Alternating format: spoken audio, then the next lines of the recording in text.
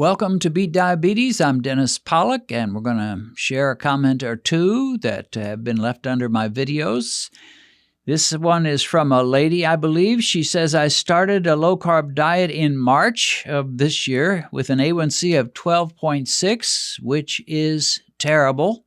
She doesn't say that. I'm saying it, but I think she knew it.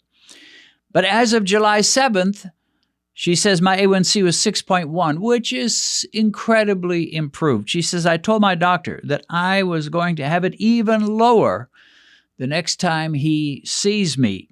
Thanks for your podcasts. They are very informative and helpful. So from 12.6 to 6.1 in about 4 months, from March to July of this year. We're not talking about a gradual improvement or a slight improvement. We're talking about a massive improvement over 4 months' time. Incredible. Is that even possible? And up until the last 20 or 30 years, most medical professionals would, if you ask them hypothetically, could this be done? And probably even some still today, they'd say, no, that can't be done. That can't be done. And if you say, well, here's someone that wrote under Dennis Pollock's video that they went from a 12.6 to a 6.1 in 4 months, March to July, some of them might say, well, they must be lying. They just must be lying. That can't happen. No, it can happen. I've heard of it again and again. If this was the only comment like this, then you might say, well, maybe that's just some kook saying that. But I've heard them so many times.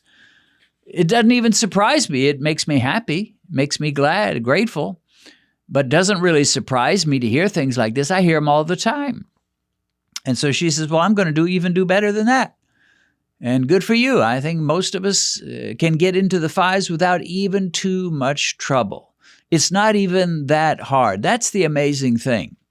It's not even that hard if you've got the information you need and the motivation you need to do what you know you need to do, which is cut those carbohydrates way down in your diet. Stop eating the bread, the potatoes, the rice, the candy, the sweets, the sugar, and focus more on meat, low-carb veggies, high-fat dairy. Let me say it again, meat, low-carb vegetables, and high-fat dairy like cheese and butter and cream. You do that, it'll be almost impossible not to see improvements. Maybe not that fast, but very definite major improvements. Now, let me ask you this. Let's say you've just found out you're diabetic and you know absolutely nothing about how to beat diabetes, how to reverse diabetes. You just don't know anything. You've never thought about diabetes. A lot of people haven't until they get diagnosed. They've never given it any serious consideration at all. And now you're driving home and you know you've got it. And not just a little slight case of the sugar, as they used to say, but serious, major, big diabetes, the kind that can take your eyesight away from you and cause you to have amputations of your legs or feet or toes. And you're driving home and you're wondering, what in the world do I do? And someone tells you there's a possibility you could see major improvement in just 4 short months. Would it not be worth investigating and even trying the lifestyle? And essentially I'm talking about the diet. The exercise will help, but it's primarily the diet that's going to do the heavy lifting for you. Would it not even be reasonable to consider it and try it? I mean, what do you have to lose? Because if you just keep on being diabetic like you are, 12.6 A1c, if she just kept that way, she would surely have all kinds of things falling apart in her body and probably premature death.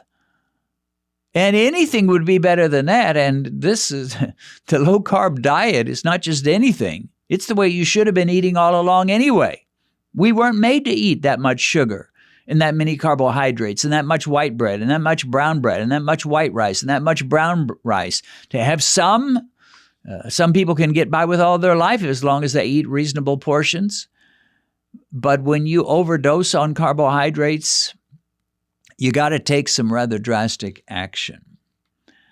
Diabetics today have an advantage that they never used to have, and that is social media and YouTube, where you can hear about victories like I just shared. Even me, back in 2001, when I started experiencing the ravages of a diabetic condition coming my way, and my blood sugar just bouncing all over the place to the point where I would sometimes be ready to faint. In those days, there was no YouTube. I couldn't get on the internet and find anything. Maybe there was a Facebook. I'm not sure when Facebook started, but there just wasn't the information available. But there were a few books around. And reading Dr. Bernstein's book and Dr. Atkins' book, and then doing some blood sugar testing led me out of the wilderness into the promised land. But today, with YouTube, and it's all over. I mean, you don't have to listen to Dennis Pollock's YouTube channel. If that's all you had, then you'd have every right to be a little skeptical, a little bit leery about this strange old guy. But Dr. Eric Westman, Dr. Jason Fung, and all the other YouTube channels and the books that are available, get on Amazon, type in low carbohydrate, just those two words, and you'll come up with all kinds of books. So the information is there for you. Is it not worth investing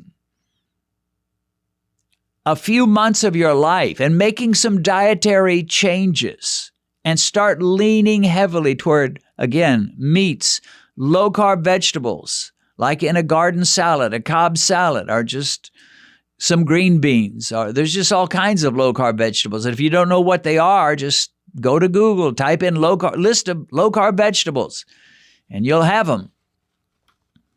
And then the high-fat dairy, cream, butter, cheese. It's worth it. It's worth 4 months of your life to see where things go.